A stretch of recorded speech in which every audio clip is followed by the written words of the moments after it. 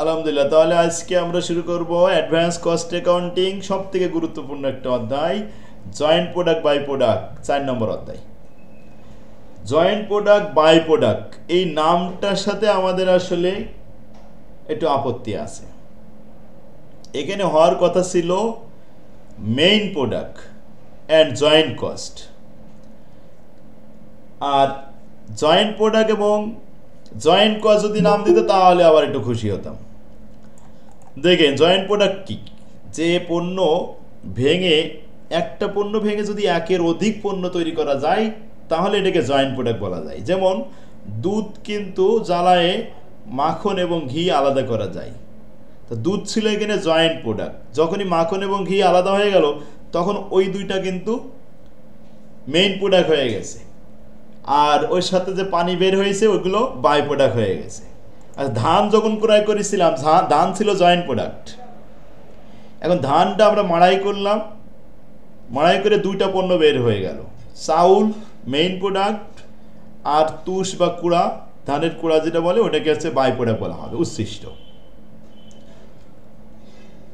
এখন এই ধান যখন ছিল তখন জয়েন্ট প্রোডাক্ট ছিল, ধান ক্রয় করতে যাই যে ব্যয়টা হয়েছে ওটাকে বলা হবে জয়েন্ট কস্ট। ধান ক্রয় করলাম 1000 টাকার, এই 1000 টাকা জয়েন্ট কস্ট, ভাগ হবে এখন চাউলের ভিতরে আর কুড়ার ভিতরে কোন অনুপাতে। এখন ভাগ করার সিস্টেম এই পর্যন্ত আপডেট হয়েছে মোট টোটালি 7টা মেথড। এই 7টা মেথড সম্পর্কে আমাদের জানতে হবে। তাহলে জয়েন্ট কস্ট বন্টন করার জন্য যে 7টা মেথড ব্যবহার করা হয় আমরা এক নজরে একটু দেখে আসবো। এগুলো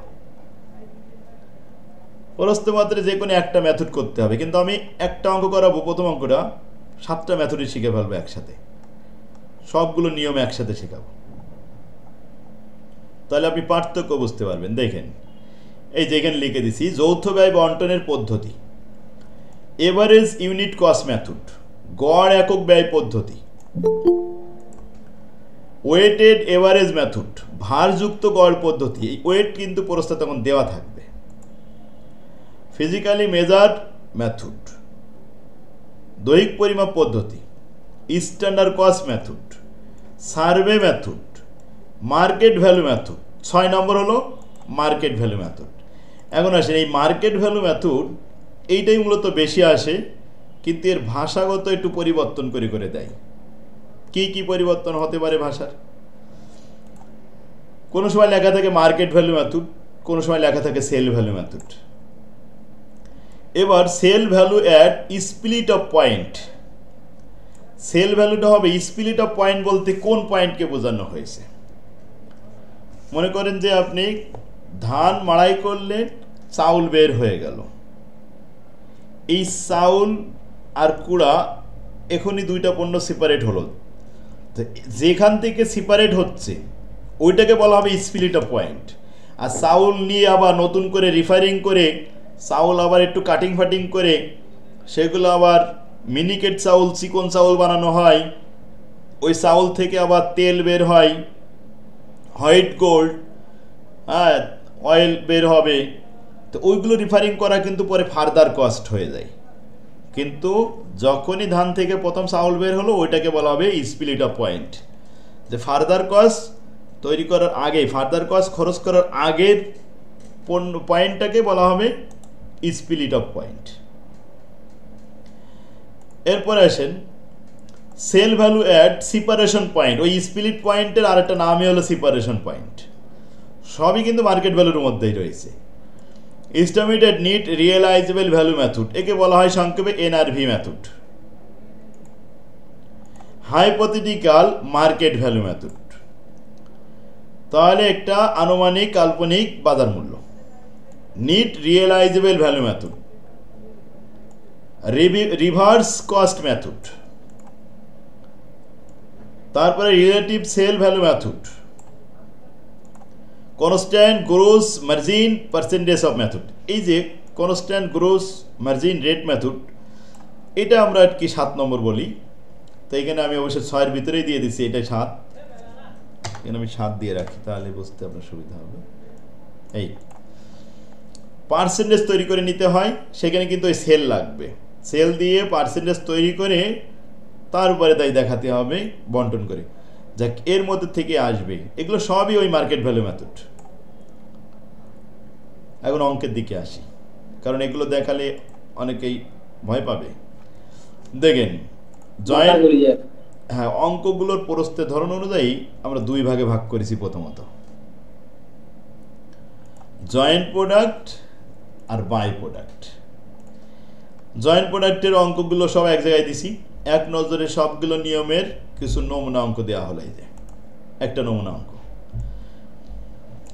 in a timber company the milling operation to the split off point during a period amounting two টাকা 70,000 টাকা। 70,000 টাকা আপনার জয়েন্ট কস্ট। একটা টিম্বার কোম্পানি গাছ কিনে তারা কাঠ তৈরি করে, তক্তা তৈরি করে তারপরে বিভিন্ন ধরনের প্রোডাক্ট বানায়, বিভিন্ন ধরনের খাট পালঙ্গ বেঞ্চ চেয়ার এগুলো বানায়। তো টিম্বার কোম্পানিতে টোটালি প্রথমে জয়েন্ট কস্ট হয়েছিল 70,000 টাকা। তো সেখান থেকে 3 ধরনের কাঠ পাওয়া গেছে। কিছু পাকা কাঠ, মানে first grade, second grade, third grade এরকম। তো ফার্স্ট গ্রেড টিম্বার 500 ইউনিট 50 টাকা দরে বিক্রি হয়েছে। আর ফার্দার কস্ট আমি পরে বলবো, এই পাশে ফার্দার কস্ট আছে, ফার্দার কস্ট পরে।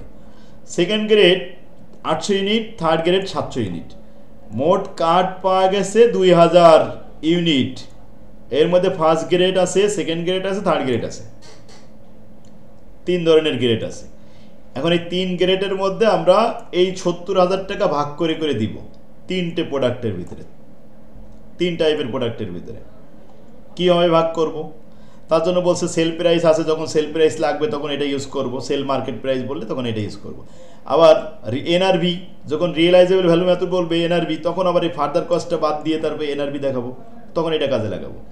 এখন আসেন নিচেই, সবাই খেয়াল করি, you are required to apportion the joint cost. আপনার কি করতে হবে? ভাগ করতে হবে জয়েন্ট কস্ট।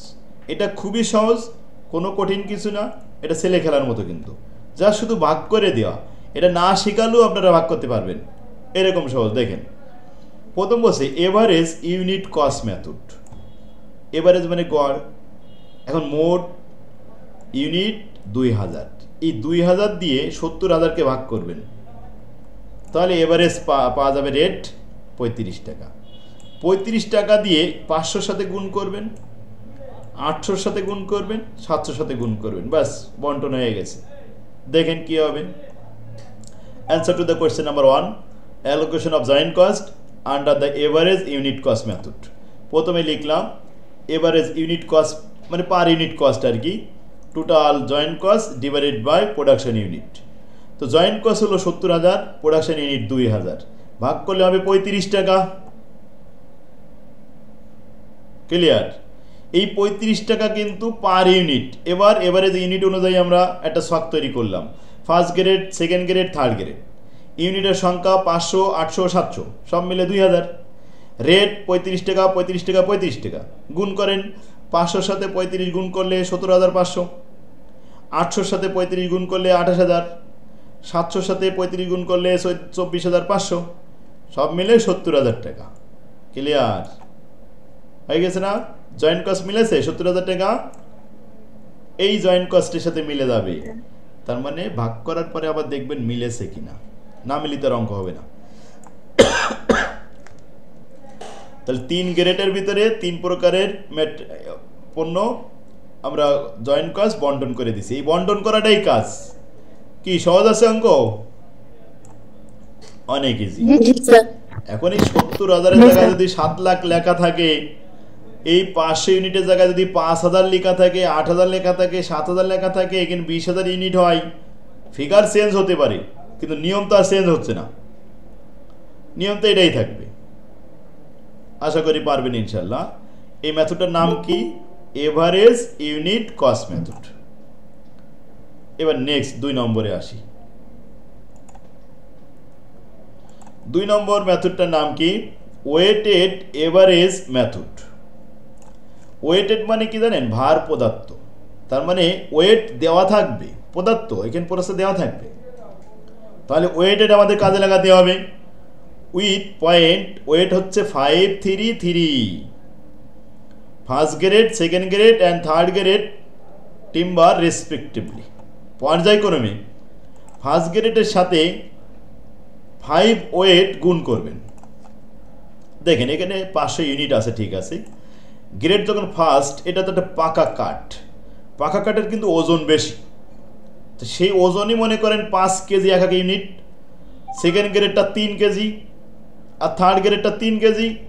তো যেটা 5 কেজি ওজন, অবশ্যই তার একটু ব্যয় বেশি হবে, তাই ওয়েটেড ইউনিট আগে আমরা তৈরি করে নেব। এখন আমরা দেখি একইভাবে ভাগ করব, তার একটু কাজ বাড়তি কি, একটু ওয়েটেড গুণ করে নিতে হবে। তো অ্যান্সার 2 নম্বর দেখেন, allocation of joint cost under the weighted average cost method. First grade, second grade, third grade, ইউনিটের সংখ্যা লিখলেন 500, 800, 700, তারপরে লেখেন ওয়েট 533। ওয়েটেড ইউনিট লেখেন গুণ করে, যেমন 500 ইউনিট গুণন 5, 5 5 2500, 800 গুণন 3, 3 এটা 2400, 700 গুণন 3, 3 সাথে 2100, টোটাল মিলে ওয়েটেড যোগ করেন। এবার 7000 ওয়েটেড ইউনিট, আগে যেমন ছিল টোটাল ইউনিট, 2 নম্বরে ওয়েটেড ইউনিট করলাম। এখন এই ওয়েটেড ইউনিট দ্বারা ভাগ করতে হবে ওই যে 70,000 টাকা, 70,000কে ভাগ করলাম, তাহলে প্রতি ইউনিটের জন্য, ওয়েটেড ইউনিটের জন্য আমাদের আসছে 10 টাকা। এখন এই 10 টাকা গুণন 2500, এতে আসে 25,000 টাকা। 2400 গুণন 10 টাকা, 2100 গুণন 10 টাকা, 24,000, 21,000, সব মিলে দেখেন 70,000 মিলে গেছে। ব্যাস, অঙ্ক মিলে গেছে, অঙ্ক ক্লিয়ার। সবাই এই 7000 হলো ওয়েটেড ইউনিট। 2500, 2400 আর 2100 যোগ করে কত হয়েছে? 7000। আর 70,000 হলো জয়েন্ট কস্ট, ভাগ করলাম, প্রতি ওয়েটেড এভারেজের মান আসছে 10 টাকা। এই 10-এর সাথে 2500 গুণ করে দেন এবার। ব্যাস, এবার ক্লিয়ার। স্যার 10 টাকাটা বুঝে, 10 পার ইউনিটটা একটু বুঝে। ওরে 10 টাকাই তো নিচে আবারও বললাম, আপনার কথা শুনি। এটা কি 10 টাকা না? 70,000কে 7000 দিয়ে ভাগ করলে কয় টাকা হয়েছে? ও স্যার দেখছি স্যার। হ্যাঁ, এই 10 টাকা দিয়ে গুণ করলাম। মনে করেন এটা আপনি যদি নাও শিখে থাকেন, তাও নিজে কিন্তু ভাগ করে দিতে পারবেন। দেখেন আপনারা প্রত্যেকে কিন্তু ফ্যামিলিতে এক একজন সদস্য। যদি আপনার এখন বলা হয় যে আপনার 3 চাচা, এখানে 15 কেজি মাছ আছে, 3 চাচার ভিতরে ভাগ করে দেন, কি ভাগ করতে পারবেন না? তখন তো খুবই ভাগ করতে পারেন। সেই ভাগ তো এইটাও কি, মাছ ভাগ করা বোঝেন মেয়েরা? তো সবই তো ভাগ করতে বোঝেন, টাকা ভাগ করতে পারেন, তাহলে এটা পারবেন না কেন? এটাও পারবেন। এরকম বাড়ি ফ্যামিলিতে যেটা ভাগ করেন এরকম বন্টন করে দিবেন। এই হলো জয়েন্ট কস্ট অ্যালোকেশন। এই অধ্যায়ের ভিতরে শুধু জয়েন্ট কস্টটা বন্টন করবেন, ভাগ করে করে ডিভাইডেড করে করে দিবেন সবার ভিতরে। যার যত পাওয়ার বেশি, যার যত ওয়েট বেশি, তার খরচ বেশি হবে। একটু মেথডটা চেঞ্জ হয়েছে তাই। আচ্ছা, এবার আসেন 3 নম্বরে। 3 নম্বর বলছে allocation of joint cost under the physical measure method. Physical measure হচ্ছে এই যে ফিজিক্যাল ইউনিট, এই ইউনিটকে মেজারমেন্ট করতে হবে। কীভাবে মেজারমেন্ট করতে হয়? আচ্ছা, 500 ইউনিট, 800 ইউনিট, 700 ইউনিট সব মিলাই আপনার কত ইউনিট হয়েছে? 2000। 2000 দ্বারা 500কে যদি আমি ভাগ করি, তাহলে আমাদের মেজারমেন্ট আসবে একটা দশমিক। যখন 500কে 2000 দিয়ে ভাগ দিলাম, তো দশমিক কত আসলো? 0.25। এই 25 কিন্তু মেজারমেন্ট। এর সাথে গুণ হবে এই 70,000 টাকা। তো 70,000 টাকা আমি গুণ করে দিলাম, দিলে কত আসলো? 17,500 টাকা। আবার 800কে 2000 ইউনিট দিয়ে ভাগ করলাম, এটা দশমিক আসলো, মেজারমেন্ট হলো। সেটাকে আবার 70,000 দিয়ে গুণ করে দিলাম, দেখি যে 28,000 টাকা চলে আসছে।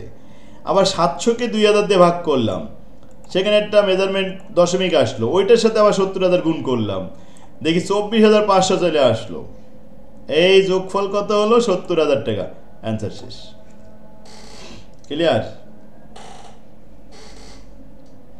জি স্যার। তাহলে 3টে পদ্ধতি শেষ। 4 নম্বরে আসেন। 4 নম্বর বলছে sell value at split off point method. দেখেন 2000 দিয়ে ভাগ করছেন, এটা কি বলবেন? 2000 আছে টোটাল ইউনিট, এই টোটাল ইউনিট দিয়ে এই স্পেসিফিক ইউনিটকে ভাগ করলে মেজারমেন্ট হয়, ওইটার সাথে 70,000 গুণ করলে হয়ে যায়। এখন আসেন 4 নম্বরে sell value at split off point method. Split কোন পয়েন্ট বলেছিলাম মনে আছে?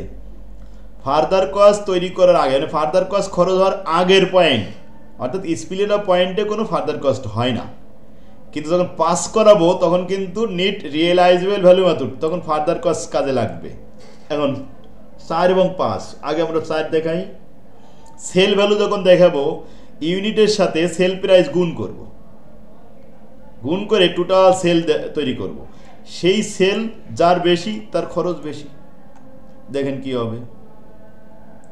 প্রথমে first grade, second grade, third grade, sale price 50, 40, 45, total gross sale 500 গুণন 50, 800 গুণন 40, 700 গুণন 45, এতে গ্রোস সেল বের হলো 88,500। এই যে 88,500, এটা দিয়ে আমাদের কাজ। এখন আমরা ভাগ করব। প্রথমে 70,000কে 88,500 দিয়ে ভাগ করে 25,000 দিয়ে গুণ করলে এই ফিগারটা চলে আসবে, অথবা 25,000 টাকাকে 88,500 দিয়ে ভাগ করে 70,000 দিয়ে গুণ করব, তাও এই ফিগারটা চলে আসবে। অ্যাজ ইউ লাইক, যে যেটা পারে সেভাবে করবে। আমি দেখেন কীভাবে করেছি। প্রথম 25,000কে ভাগ করেছি 88,500 দিয়ে, মেজারমেন্ট তৈরি করে নিছি। মেজারমেন্ট তৈরি করে ওটার সাথে 70,000 গুণ করে দিছি, দিলে 19,774 টাকা। ঠিক 32,000কে 88,500 দিয়ে ভাগ করে 70,000 গুণ করলে 25,311 টাকা আসে।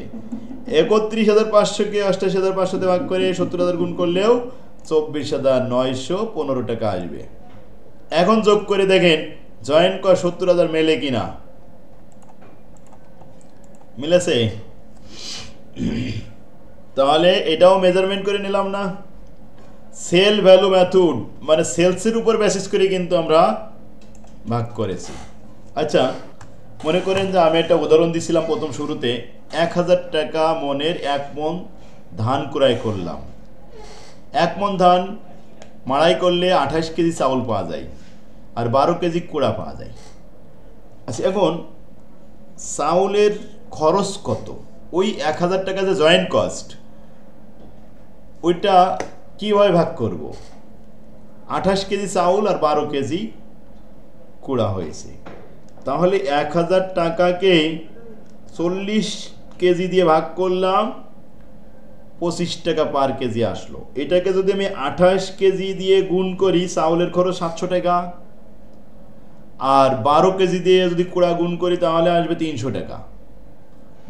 700 টাকার 300 টাকা মিলে 1,000 টাকা মিলে গেল জয়েন্ট কস্ট।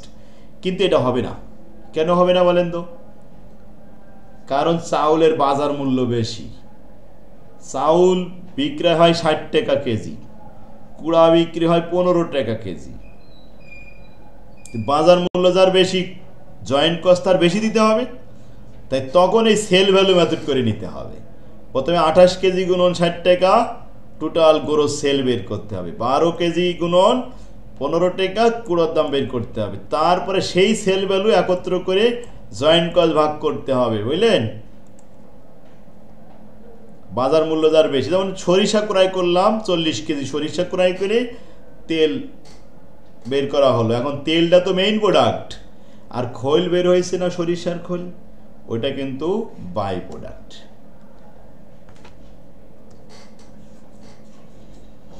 তাহলে যেটা উচ্ছিষ্ট বাই প্রোডাক্ট সেটা দাম কম, তাই তেলটা জয়েন্ট কস্ট বন্টন করার সময় ঠিক বাজার মূল্য দিয়ে ভাগ করে দেখাতে হবে। সবগুলো ফিজিক্যাল ইউনিট দিয়ে ভাগ করলে হবে না। এটা যেমন বাজার মূল্য দিয়ে করলাম আমরা। 5 নম্বরে আসেন, allocation of joint cost under the NRV method, net realisable value method. এটার কাজ কি জানেন? গ্রোস সেল বের করতে হবে। করার পরে এই সেল থেকে আর একটা ধাপ ফার্দার কস্ট বাদ দিতে হবে। বাদ দিলে তাই এনআরভি পাওয়া যাবে। ফার্দার কস্ট পাবেন কোথায়? ফার্দার কস্ট প্রশ্নে দেওয়া থাকবে। আমাদের এই অঙ্কে প্রশ্নে দেওয়া ছিল 10,000, 15,000, 12,000 ফার্দার কস্ট। এই ফার্দার কস্ট আমরা বাদ দেওয়ার পরে যে ফিগারটা পেয়েছি, যেমন 25,000 থেকে 10 বাদ দিলে 15,000 থাকে, 32 থেকে 15 বাদ দিলে 17,000 থাকে, 31,500 থেকে 12 বাদ দিলে 19,500 থাকে। একে বলা হয় NRV, net realisable value method. NRV sir further কি জিনিস স্যার? ফার্দার মানে পুনরায় যে কস্টটা হয় জয়েন্ট কস্টের পরে। আমি আপনারে বলছিলাম যে চাউল প্রথমে কুড়া এবং চাউল মিল থেকে প্রথম ছাঁটাই করে বের হয়ে গেল। এই যে প্রথমে চাউল বের হয়ে গেল, এই চাউল সঙ্গে সঙ্গে তো মার্কেটে নেওয়া হয় না। এই চাউল আর বড় মিলালারা কি করে, এইগুলোরই প্রথমে ঝাড়াই করে পরিষ্কার করে আবার এটারে রিফাইনিং করে, বিভিন্ন এ দিয়ে ছাঁচ দিয়ে আবার কাটে, কেটে কেটে চিকন বানায়, মিনিকেট বানায় ফেলে না। তো এই যে নতুন করে আবার ফার্দার প্রসেসিং করতেছে চিকন বানানোর জন্য, তার কি খরচ হচ্ছে না? ওই সমস্ত ব্যয়গুলোকে ফার্দার কস্ট বলা হয়, নতুন করে আবার যদি কিছু করা হয়। বুঝলেন? তাহলে জয়েন্ট কস্টের পরে আবার যতগুলো খরচ হবে সব ফার্দার কস্ট, পুনর্ব্যয়।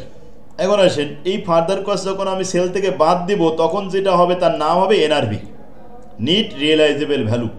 5 নম্বরে বলেছিল এনআরভি মেথডে বন্টন করো। তো এনআরভি তো আগে বের করতে হবে, তাই না? এনআরভি বের করার সিস্টেম কি? গ্রোস সেল থেকে ফার্দার কস্ট বাদ দিলে এনআরভি পাওয়া যায়। এইটা তো আপনার মাথায় রাখতে হবে যে এনআরভি কীভাবে বের হয়। যদি এইটুক না জানেন তখন তো আপনি আর ভুল করবেন। তো এনআরবির যোগফল 51,500। এবার আমি 51,500 দিয়ে ওই 15,000কে ভাগ করে 70,000 গুণ করব, 20,388 টাকা চলে আসবে। 17,000কে 51,500 দিয়ে ভাগ করব আর 70,000 সাথে গুণ করব, তাহলে 23,107 টাকা চলে আসবে। 19,500কে এই 51,500 দিয়ে ভাগ করব, 70,000 গুণ করব, তাহলে 26,505 টাকা বেড়ে আসবে। এই সব মিলে যোগ করলে 70,000 মিলে যাবে। দেখছেন, এনআরভি পদ্ধতিতে আমরা জয়েন্ট কস্ট অ্যালোকেশন করে দিয়েছি। তার আপনার বই, আমাদের বই লেখা স্যার 70,000 ভাগ 51,000 স্যার, একই কথা। এই 70,000 আগে দিয়ে দেখা যাচ্ছে 70,000কে 51,000 ভাগ করেছি, 15 দিয়ে গুণ করেছি, হয়ে গেছে।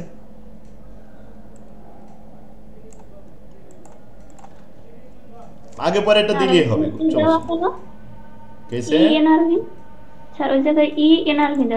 ওই এস্টিমেটেড বলা হয়, ই দরকার নেই, শুধু এনআরভি মনে রাখতে হবে। ইতে এস্টিমেটেড মানে অনুমিত আর কি, দরকার নেই বাদ দিয়ে এনআরভি দিয়ে চলে আসেন।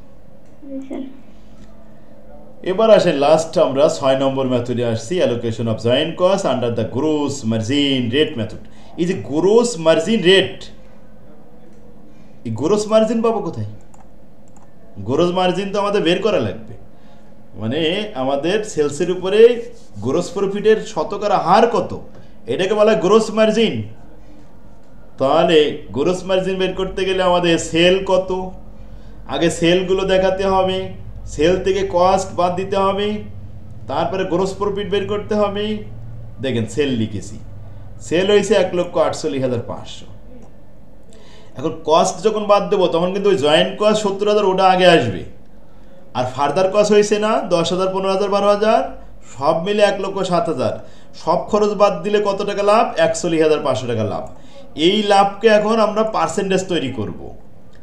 তাহলে পার্সেন্টেজ করতেছি 41,500কে 1,48,500 দিয়ে ভাগ করে গ্রোস মার্জিন 27.946%। স্যার 80, 70, 75 এগুলো কোথায় পাই? এবার আসেন, একটা প্রশ্ন হয়েছে যে 80, 70 পাইলাম কোথায়? এই সেল বের করলাম, তো সেলের যদি স্পেসিফিক রেট আলাদা দেওয়া থাকে তাহলে আমরা সেটা দিয়ে করবো, আর নাইলে পূর্বের যে 50 টাকা, 45 টাকা, 40 টাকা সেটা ইউজ করব। এখানে কিন্তু 50 টাকা, 40 টাকা, 45 টাকা ছিল, কিন্তু 6 নম্বর রিকোয়ারমেন্টের সময় বলছে গ্রোস মার্জিন রেট মেথড হয়ে the sale price 80, 70, 75। Sale price আলাদা দিয়ে ফেলেছে না ফাদ, সেল প্রাইস আলাদা দেওয়া হয়েছে, এই জন্য আমরা এটা ইউজ করেছি। যদি এটা না দেওয়া থাকতো তাহলে আমরা ওই আগের যে রেটটা ছিল ওইটাই ইউজ করতাম। বুঝতে পারছেন? এবার স্যার আমরা জয়েন্ট কস্টটা ফার্দার কস্টের ওখানে লেখা যাবে না নিচে? জয়েন্ট কস্টটা লেস যেটা দিছি জয়েন্ট কস্ট আমরা 70,000 টাকা লেস দিছি না, হ্যাঁ। ওইটা যদি আমরা ফার্দার কস্ট দিয়া মানে শুরুতে দেই অথবা নিচে দিয়ে দেই একদম, তাও তো হবে? না, তাও হবে না। এই ফার্দারের আগে জয়েন্ট থাকতে হবে, জয়েন্টের পরে যা হয় তাই ফার্দার কস্ট হয়। ঠিক আছে, তাহলে আমরা জয়েন্ট কস্ট আগে দিছি, এটা তো আর গুণা হয়নি, এরকম ভাবে লিখেন। আবার এটা চেঞ্জ করতে চাচ্ছেন কেন? এরপরে ফার্দার কস্টগুলো মিলাই সব খরচ বাদ দিয়ে দিলাম, দিয়ে সেল থেকে খরচ বাদ দিলে গ্রোস প্রফিট পেয়ে গেলাম, তারে পার্সেন্টেজ বানাই দিলাম। কিন্তু আমাদের কাজ তো এখনো হয়নি। জয়েন্ট কস্ট এবার দেখেন কীভাবে বের করি। আমরা জানি বিক্রয়ের ভিতরে কি কি থাকে। বিক্রয়ের ভিতরে থাকে প্রফিট, গ্রোস প্রফিট। এটা বাদ দেওয়ার পরে সমস্ত কস্ট বাদ দিলে হয়ে যাবে। এখন সেই কস্টের ভিতরে আছে ফার্দার কস্ট আর জয়েন্ট কস্ট। আমরা কিন্তু লাস্টে জয়েন্ট কস্টের কাছে নিয়ে যাব। জয়েন্ট কস্ট আমরা বন্টন করব না, কিন্তু অটোমেটিক্যালি আমাদের সামনে জয়েন্ট কস্ট বন্টন হয়ে বসে থাকবে। দেখেন কীরকম সিস্টেম। প্রথমে সেল ওইখান থেকে নিয়ে আসেন এইগুলো 40, 56, 52,500 লিখেছেন সবাই। এবার আসেন প্রফিট 27.946% সেলসের উপরে গুণ করেন এই তিনটা সেলসের উপরে ক্যালকুলেটারে গুণ করলে এই ফিগারগুলো আসবে। এগুলো সব মাইনাস করবেন। প্রফিট বাদ দিলে হয় কস্ট অফ সেল। এই কস্ট অফ সেল থেকে বাদ দিতে হবে ফার্দার কস্ট, কারণ দুটো কস্ট আছে, জয়েন্ট কস্ট আর ফার্দার কস্ট। তো আমরা প্রথমে ফার্দার কস্ট বাদ দিয়ে দেবো।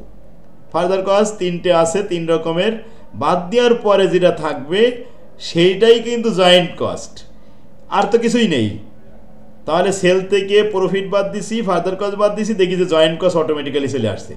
তো জয়েন্ট কস্ট আসছে ফার্স্ট গ্রেডের জন্য 18,822 টাকা, 25,350 টাকা, 25,828 টাকা।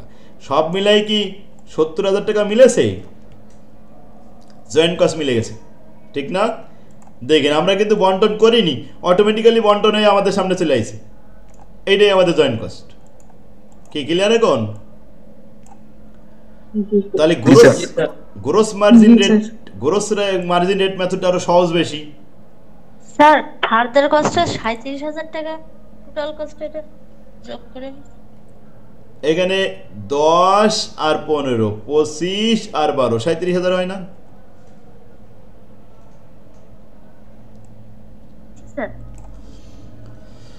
আচ্ছা, তাহলে আমাদের জয়েন্ট কস্ট 70,000 মিলে গেছে বলে আমরা খুশি। আচ্ছা, যদি না মিলতো তাহলে কি করতাম? তাহলে কান্নাকাটি করব না, ওইটা আবার বন্টন করব। তাই ওটাকে বলা হবে রিভার্স কস্ট মেথড। সেটা 7 নম্বরে দিছি। দেখেন 7 নম্বরে রিভার্স কস্ট মেথড বলে দিছি। এই যে আন্ডার রিজার্ভ কস্ট বা রিভার্স কস্ট, এই দুইটা নামেই আসে আর কি। হোয়েন দ্য এস্টিমেটেড প্রফিট, এবার বলছে প্রফিট যদি 30%, 25%, 20% হয়, প্রফিটের পার্সেন্টেজ আলাদা করে দিয়ে দিয়েছে। আর 6 নম্বরে কিন্তু আমরা প্রফিটটা নিজেরাই তৈরি করে নিয়েছিলাম, আর এখানে পার্সেন্টেজ দেওয়া রয়েছে, তাহলে তো সুবিধা বেশি। এখন 7 নম্বরে আসতেছি।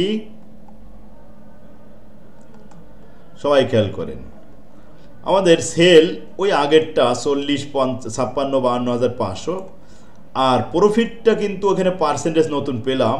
প্রথমটা 30%, 40-এর উপর 30% গুণ করেন 3 12,000 টাকা। 25% এই 56,000-এর সাথে গুণ করলে 14,000 টাকা। 20% এই 52,500-এর সাথে গুণ করে প্রফিট বের করে বাদ দিয়ে দিলাম, দিলে কস্ট অফ সেল থেকে গেল। এখান থেকে ফার্দার কস্ট বাদ দিয়ে দিব, দিলে জয়েন্ট কস্ট থেকে যাওয়ার কথা। জয়েন্ট কস্ট পেয়ে গেছি 18, 27, 30, কিন্তু অখুশি কেন? 75,000 হয়ে গেছে। কেন? আমাদের তো জয়েন্ট কস্ট মিলে যাওয়ার কথা 70,000, কিন্তু এখানে 75 হয়ে গেল কেন? তাহলে এই জয়েন্ট কস্ট, এটাকে আমরা জয়েন্ট কস্ট বলতে পারি না, আমাদের 70,000 বানাতেই হবে। ওইটা আমাদের প্রপোর্শন হিসেবে কাজে লাগবে।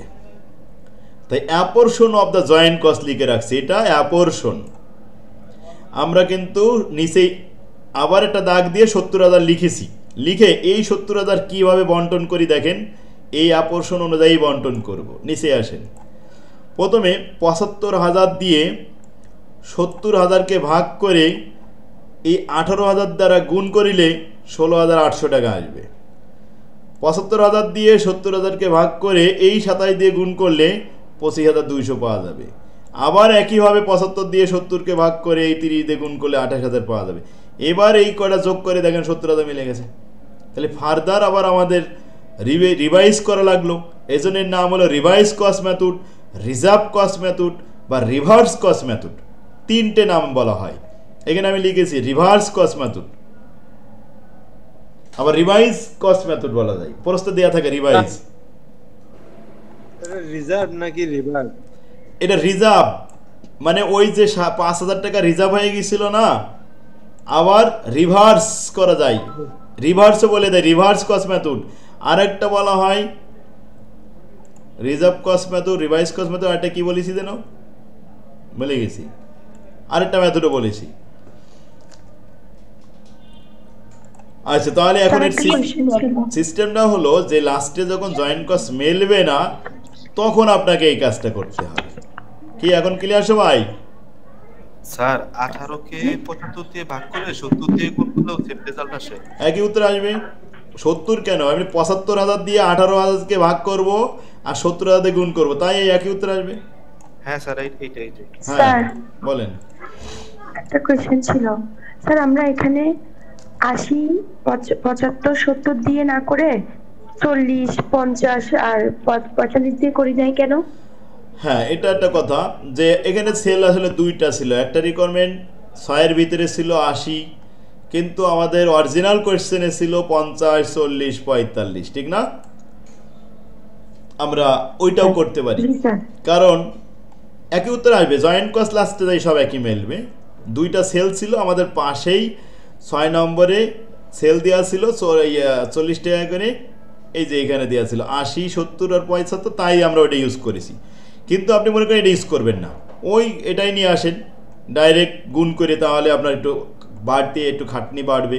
তখন এখানে লিখবেন রেটগুলো 50, 45, 40 আলাদা আলাদা করে লিখবেন, সেল তখন আলাদা হবে। এবার প্রফিট ঠিকই পার্সেন্টেজ ঠিক থাকবে, লাস্টে দিয়ে মিলে যাবে, কারণ এটা বাধ্যতামূলক করে দেয়নি। আমরা এটার সুবিধার জন্য নিয়ে আসছি কি, এখানে সেল ছিল তো গুণ করা, ওই গুণ করা সেলটাই কপি করে নিয়ে চলে আসছি। তার অনেক সময় তো উপরেটা যদি না থাকে শুধু এইটা বলে তখন ওই উপরের রেটটা ইউজ করবেন।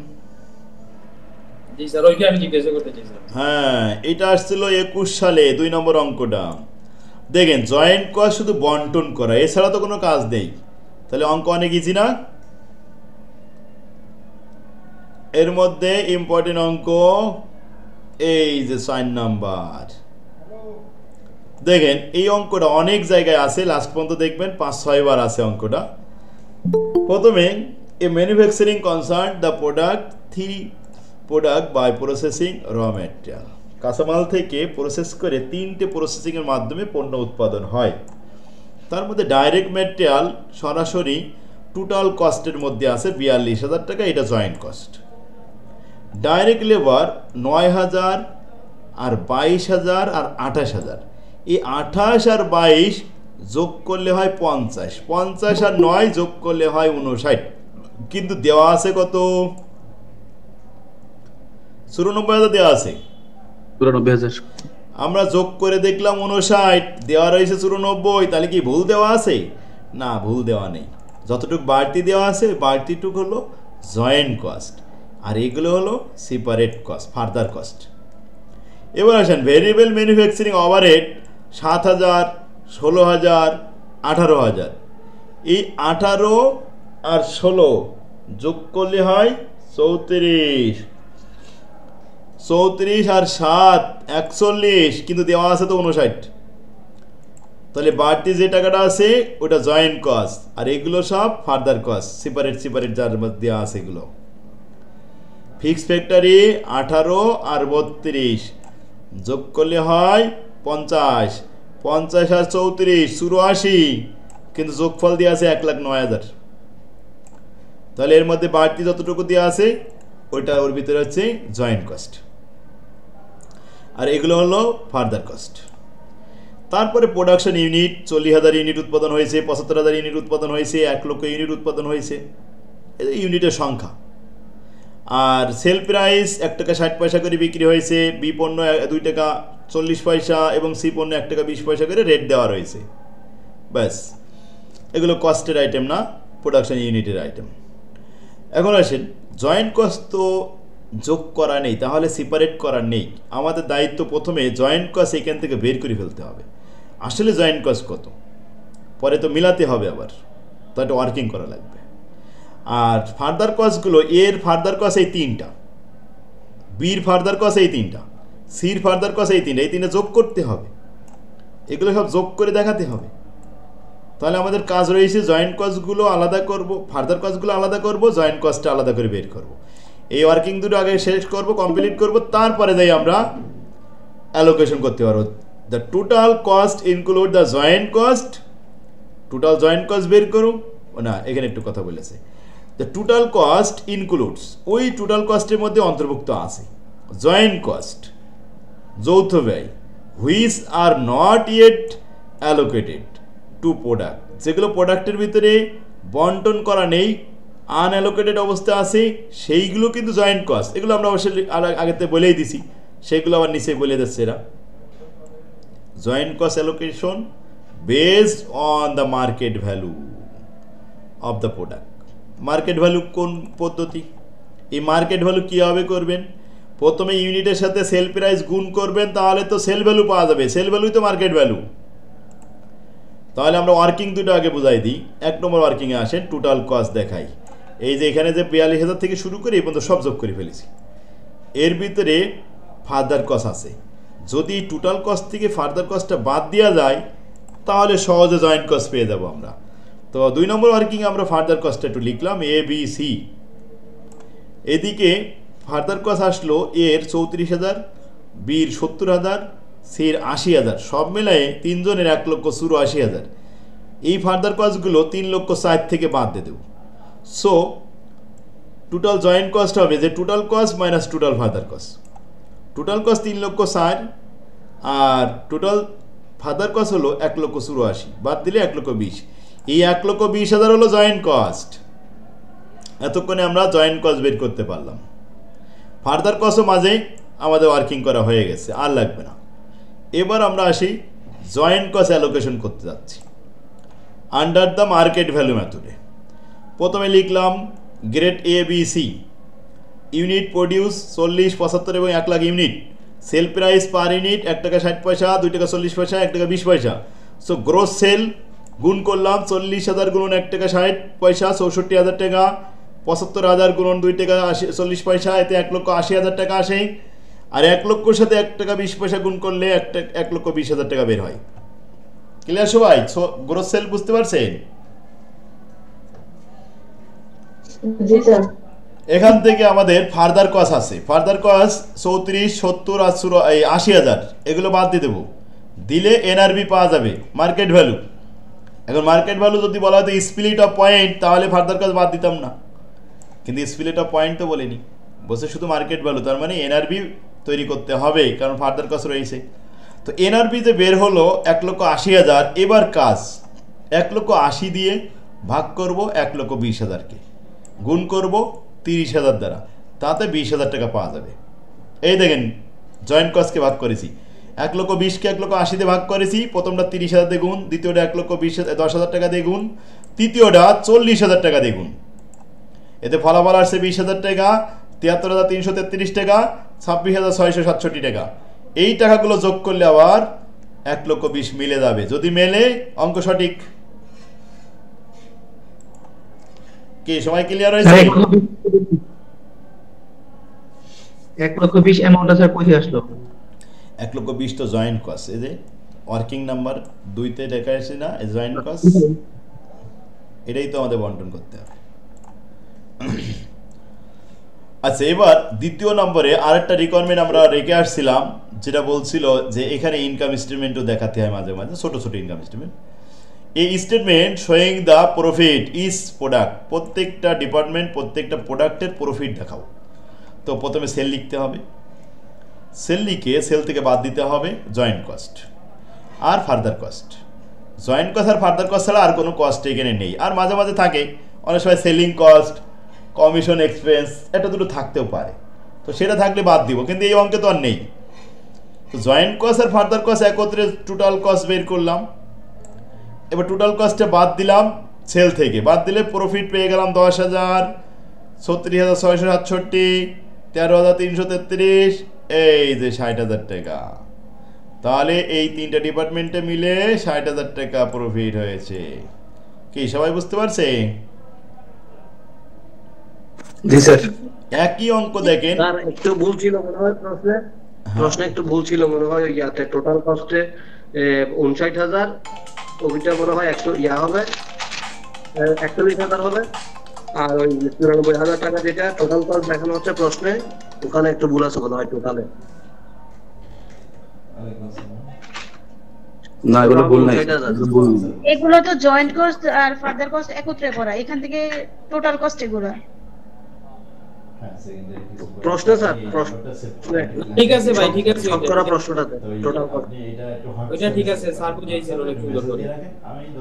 আরে এগুলো ভুল নাই, এগুলো জয়েন্ট কাজ এখানে জয়েন্ট কস্ট, ওখানে জয়েন্ট কস্ট আর হচ্ছে ফার্দার কস্ট অ্যাডজাস্ট করা শুরুতে বুঝাই দিছি। হ্যাঁ এটা কি বলছিলেন? দেখো 18 কি সবাই ক্লিয়ার হয়েছে নাকি কোথাও কি সমস্যা আছে?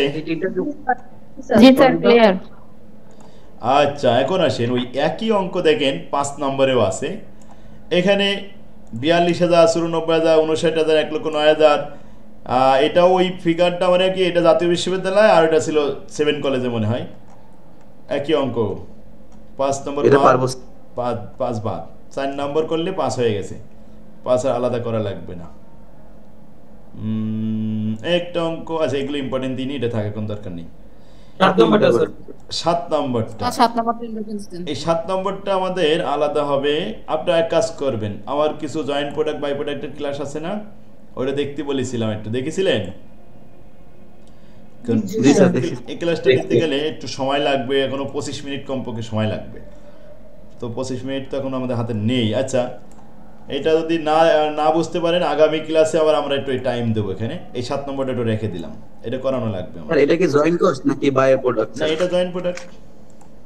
বাই প্রোডাক্ট যখন আসবে বাই প্রোডাক্ট আলাদা লেখা থাকবে, আমরা 2 নম্বর ফরম্যাটে যেই পাবো ওগুলো। তো জয়েন্ট প্রোডাক্টের ভিতরে আমরা 7 নম্বর অঙ্কটা রেখে আসছি। এদিকে 9 কিন্তু ওই যে আমরা 4 করলাম না, 4 আর 9 সেম অঙ্ক, 4, 5, 9 এগুলো সব সেম অঙ্ক, শুধু 7 নম্বরটা রেখে আসতেছি। আচ্ছা এখানে একটা আছে অঙ্ক 10। 10 কিন্তু অনেক সহজ, এটা আমাদের গ্রোস মার্জিন রেট মেথড। এই যে এখানে পার্সেন্টেজ দেওয়া রয়েছে, পার্সেন্টেজ দেওয়া থাকলে ভাগ করতে হয় কীভাবে? প্রথমে সেল লিখতে হয়, সেল থেকে গ্রোস প্রফিট বাদ দিতে হয়, দিলে কস্ট অফ গুডস সোল্ড পাওয়া যায়।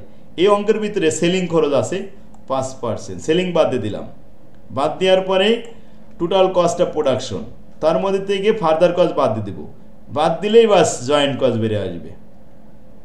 এখন জয়েন্ট কস্টটা মেলেনি, যদি না মেলে তাহলে রিভাইজ কস্ট মেথড করতে হবে।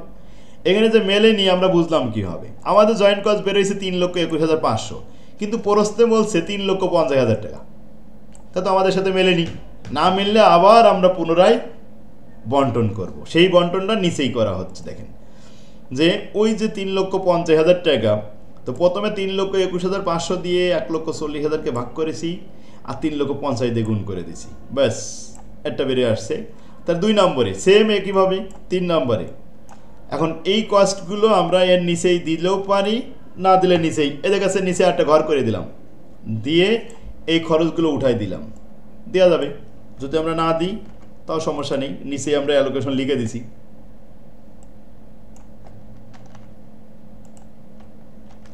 স্যার একটু প্রশ্নটা বলবেন এটা স্যার?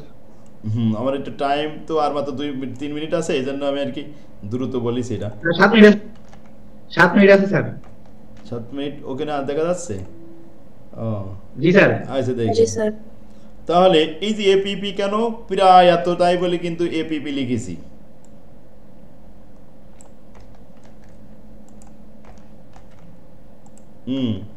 এভাবে দিতে পারেন আপনারা অ্যালোকেশন অফ জয়েন্ট কস্ট। আমি এটা একটু লিখেও দিই, যেহেতু নিচে লিখলাম তো আমি একটু উপরে ওটাই দিলাম, নিচেরটাই থাকবে নিচেই, আর উপরে একটু লিখে দিচ্ছি এই ব্যাস। তাহলে নিচের এই যে বন্টন করলাম, এটা কি বুঝতে কারো অসুবিধা হয়নি তো? না স্যার, ঠিক আছে ব্যাস। স্যার। একটু প্রশ্ন যদি আপনি করতেন স্যার, কি এবার চাইছিল? বলেন এই প্রশ্নটা পুরোটাই ব্রাইট কেমিক্যাল জি, স্যার। কোম্পানি দেখেন কমন সেল অফ এক কি যেন কাস্টিক সোডা, সোডা বিক্রি হয় না, যে জয়েন্ট প্রোডাক্ট ভাগ করে যে কস্টিক সোডা এবং chlorine, soda chlorine and hydrogen, ও 3 ধরনের প্রোডাক্ট পেয়ে গেছে এখানে। একটা হলো সোডা, একটা আছে ক্লোরিন, একটা আছে hydrogen. During a costing period the expenditure related to the input of the common process, একত্রে যে প্রসেসগুলো নিয়ে আসা হলো তার কমন কস্ট কত, প্রসেসিং কস্ট হচ্ছে 3,50,000, তার মানে এইটাই হলো জয়েন্ট কস্ট। এবার after separation the expenses amounting two টাকা 1,60,000, 75,000, 10,000 ওয়ার ইনকাট। ফার্দার খরচ হয়েছে এই 3টে, একে বলা হয় ফার্দার কস্ট।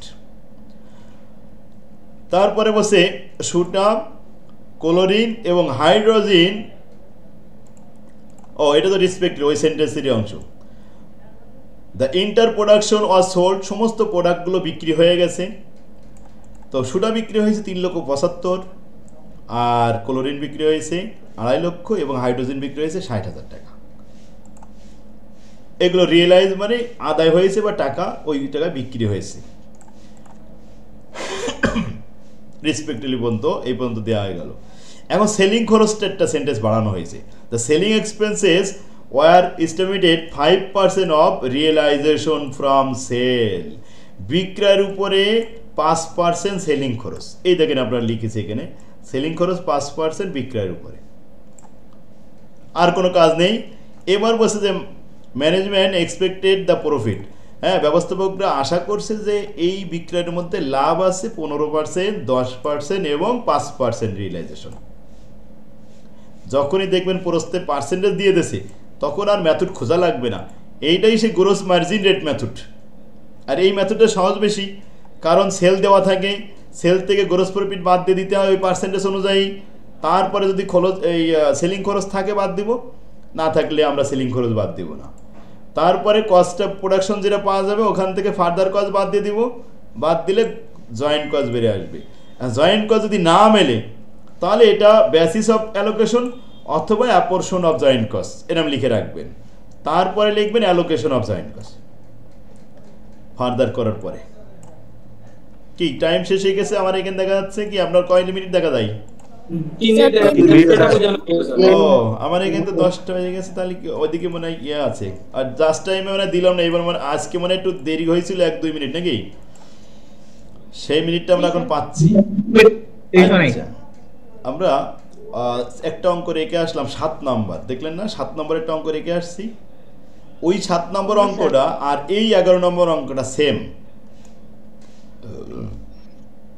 তাহলে আগামী ক্লাসে এটা করে দেন, আমরা এই অঙ্কটা আবার করে দেয়া লাগবে, এটা একটু বড় প্রশ্ন তো, এটা একটু না বুঝাই দিলে হবে না।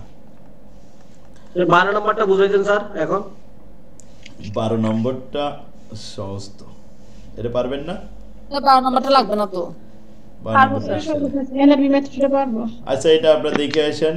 আর 21-13 নম্বর করা লাগবে না। কালকে আমরা 7 করাবো, আর এখানে এই 10 না 11 7 আর 11 এবং 2 নম্বর ফরম্যাট।